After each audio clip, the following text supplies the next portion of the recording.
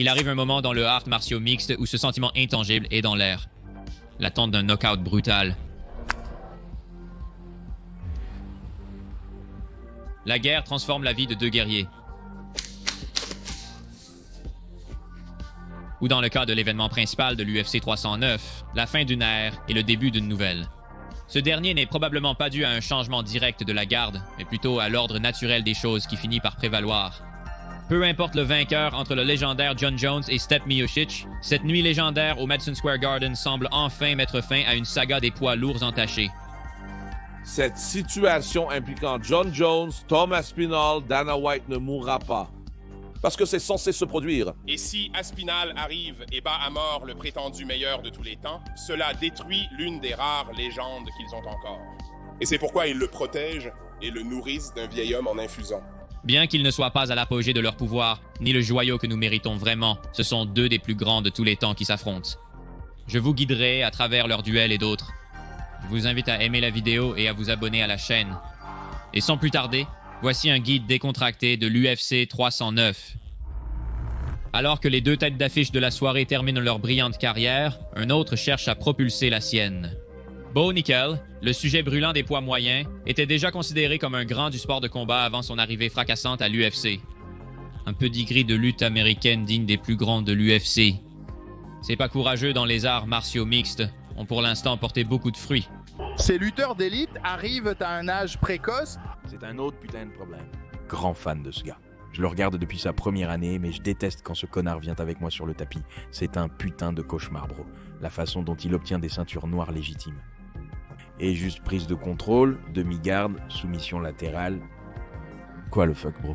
Comme de nombreux piliers actuels de l'AFC, il s'est d'abord fait remarquer dans la série Contender, un terrain d'essai pour les futurs membres. Dans l'arène des gladiateurs, les faibles sont éliminés sans pitié, tandis que les plus convaincants ont une chance d'accéder aux grandes ligues. Impitoyables, les grands trouvent toujours un moyen, et Bove ne ferait pas exception. Il laisse déjà sur le coup. Menace de triangle de nickel. Ma seule note sur mon papier est bon sang. Moi et beaucoup d'autres personnes sommes excités de voir l'avenir que ce gamin a. Bienvenue à l'UFC, frère. Même victorieux, Dana a dû convaincre le patron en 2 fois un pari risqué mais gagnant. Bo a acquis de l'expérience dans les murs inconfortables de l'AKH et s'est frayé un chemin vers le titre. Son début impressionnant à l'UFC 285 a prouvé ses compétences sur la grande scène, mais la marque d'une superstar est de trouver le chaos. Aussi primitif soit-il, placer le poing sur le menton est ce que les fans désirent et retiennent. Bien que l'adversaire Val Woodburn était vu comme un agneau sacrificiel par la majorité, Bo allait tout de même faire sa déclaration et agir en conséquence. Je suis heureux que tu relèves le défi. Je t'en suis reconnaissant. Cela signifie beaucoup pour moi parce que j'ai fait un long camp. Et merci, frère. Je l'apprécie. Enfer, ouais. Faisons la guerre, frère. Allons-y. Je ne sais pas pour une guerre, mais quelque chose va se passer. Vivement samedi soir. Allons-y.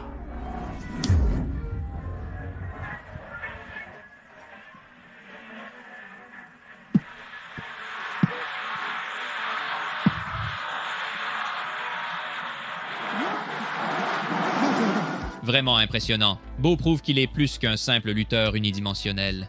Cette victoire avait capté l'attention des amateurs. Mais être à la pointe d'un tel battage médiatique est un combat perdu d'avance. Le poids des attentes retombera inévitablement sur la plupart, car la barre est placée de plus en plus haut. Tant que Nickel restera invaincu au sommet du art martiaux mixte, cela sera probablement le cas. Malgré la petite expérience qu'il a acquise en seulement 6 sorties professionnelles, l'Américain semble plus mesuré que beaucoup d'autres dans la cage et se comporte avec la maturité d'un champion, même si aucune ceinture n'entoure sa taille. Le combat peut devenir très émotionnel. Les gens sont poussés à se battre d'une certaine façon. Il est donc crucial de rester discipliné. Il faut avoir un certain type de personnalité et un état d'esprit particulier pour être capable de se discipliner et... calme et stoïque sous ce feu, n'est-ce pas ? Sa place sur la carte très convoitée de l'UFC 300 était la preuve de la confiance de l'entreprise en leur nouvel homme, et bien que la manière de sa victoire par rapport aux sorties précédentes tempérerait certaines attentes des fans, Bo reste sur la bonne voie, et son prochain défi le laissera au bord du top 15 des poids moyens. La nature volatile de son partenaire de danse, Paul Craig, fait de ce combat un événement à ne pas manquer, pour la capacité de l'Écossais à arracher la victoire des mâchoires d'une défaite presque certaine, fait de lui un adversaire digne de ce nom. En vérité, Berju est une fois de plus surpassé, dépassé, mais son style de combat incarne exactement ce qu'est le Mixed Martial Arts. Un jeu brésilien d'élite en Jiu-Jitsu lui a permis de faire à maintes reprises ce que peu peuvent un tueur de roi. Il n'a peut-être pas, ni ne revendiquera probablement jamais lors de l'UFC, mais il a battu beaucoup de ceux qui l'ont fait. Paul Craig possède l'une des gardes les plus dangereuses de toutes les divisions. Point final. Je me souviens qu'il a attrapé Ankalaev. Une seconde à aller. Dans le combat, une seconde à aller. Il l'attrape dans un triangle. Comment a-t-il obtenu des victoires sur Jamal Hill et Ankalaev? C'est à quel point sa garde est bonne. Sa garde est sensationnelle. Sa garde est ce que tout le monde devrait s'efforcer d'être. Craig, le seul à avoir battu Ankalaev et vaincu l'ex-roi Hill, peut sembler unidimensionnel. Mais affronter Nichols dans son domaine reste risqué. Ce combat illustre parfaitement que les styles font les matchs. Les revanches ne sont généralement pas la préférence des fans de arts martiaux mixtes. Nous préférons l'inconnu, l'inquantifiable. Ce que nous n'avons pas vu nous habite. Mais pour l'ex-roi des poids légers, Charles de Bronx, et son adversaire Iron Michael Chandler, leur second combat à l'UFC 309 est une rare exception. Une fois en compétition pour un trône léger vacant, leur premier duel a été décidé sur le fil du rasoir, avec un Brésilien quittant la cage en vainqueur.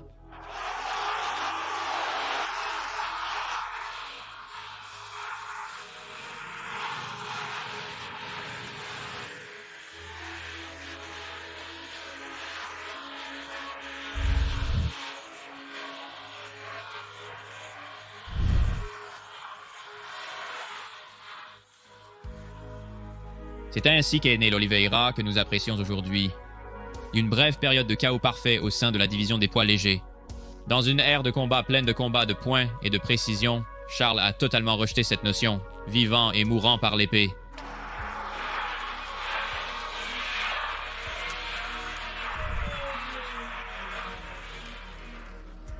Bien que le trône des poids légers lui échappe depuis longtemps au profit d'Islam Makhachev, la motivation mentale de Bronx reste intacte. C'est ce qui l'a porté au sommet en premier lieu, et malheureusement, cela le conduira probablement à sa chute éventuelle, comme c'est le cas pour la plupart. Chandler, quant à lui, est l'archétype du combattant moderne. Arrivé tardivement sur le devant de la scène, il a choisi de briller de mille feux. Conscient que son temps dans ce jeu était compté, il prévoit de semer le chaos à tout va, dans et hors de la cage. Bien qu'il n'ait pas atteint les mêmes sommets que de Bronx, son style impitoyable le rend plus mémorable que beaucoup qui l'ont fait. Sa décision de renoncer au plan de jeu pour satisfaire la soif de sang des fans a permis de réaliser un long résumé en seulement 3 courtes années.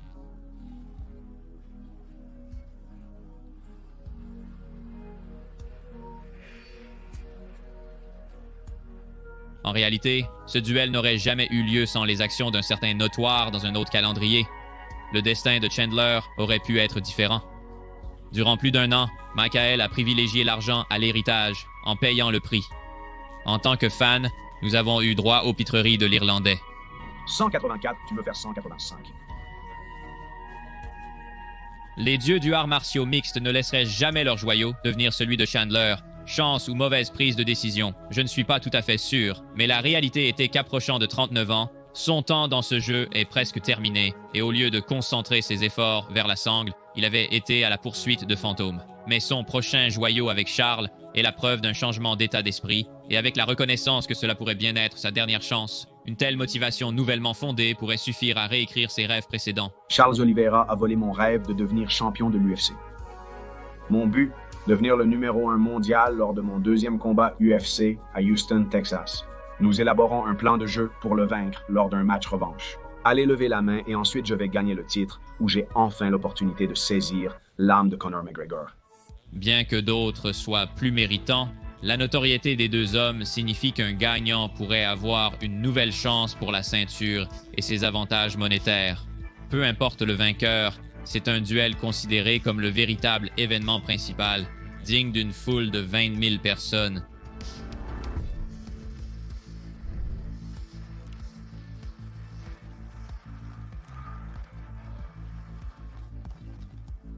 John Jones est le plus grand de tous les temps. Ai-je mentionné à vous, les gars, que John Jones est le plus grand de tous les temps? Ai-je mentionné cela?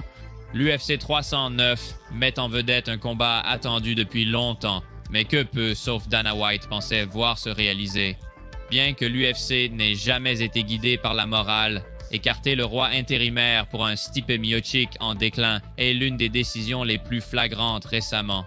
Vous savez, quand vous pensez à l'héritage de Jones, à l'héritage de Stipe, le plus grand artiste martial, mixte de tous les temps contre le plus grand poids, lourd de tous les temps après qu'il monte en poids, lourd, c'est un combat qui devait avoir lieu. Et il n'y a pas de meilleur endroit pour que cela se produise qu'au Madison Square Garden. Un homme avec l'héritage de combat de Jones mérite un adversaire à sa hauteur pour le défier. Tom Aspinall, l'homme en coulisses, incarne parfaitement ce profil. Mais peut-être par peur ou pour un gain financier, Jonas a étouffé pendant des mois toute rumeur ou perspective d'un tel affrontement.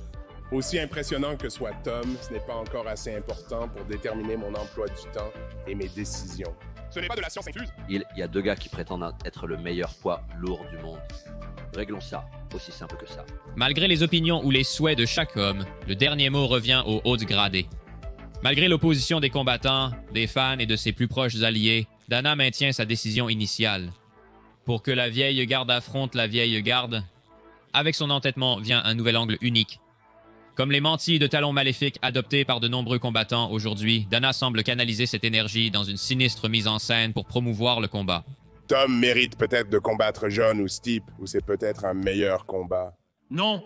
Il est difficile d'imaginer un homme avec le pedigree de combat de Jones avoir peur d'un autre, mais peut-être que ce n'est pas la peur du knockout qui le tourmente, mais plutôt ce qu'une défaite représenterait. Perdre son aura d'immortalité et voir un record invaincu terni est pour lui une perte plus grande que n'importe quelle ceinture. Et c'est honnêtement compréhensible. Bien que ce soit une histoire courante dans sa carrière, que le prochain homme sur la liste finisse par l'emporter pour être ensuite abattu cérémonieusement, Tom Aspinall est pour beaucoup celui qui a le plus de chances de réussir. Le temps n'attend personne, pas même Bones. La domination d'Aspinall à l'UFC, avec le temps de combat moyen le plus court, est un bon indicateur de ce qui pourrait arriver. Je me sens comme Tom Aspinall. Je ne veux pas dire personne. Il n'a simplement rien prouvé. Il n'a rien fait.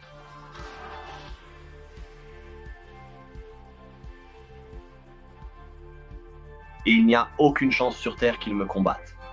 Aucune chance. Je prendrai ma retraite sans combattre John Jones. Un homme avec un pied dans le jeu de combat et l'autre en dehors. Contre l'élite des élites, c'est un risque qui n'en vaut pas la peine. Indépendamment du décorum de l'équipe promotionnelle de l'UFC et de Dana White lui-même, la majorité du monde du arts martiaux mixte voit ce combat de samedi pour ce qu'il est, une chance plus facile pour Jones de revendiquer la victoire que de partir au coucher du soleil invaincu. Mais qu'en est-il de son adversaire? Stipe Miocic est en vérité l'ombre de lui-même, un homme toujours considéré comme le plus grand poids lourd de tous les temps, ses victoires emblématiques sur Daniel Cormier.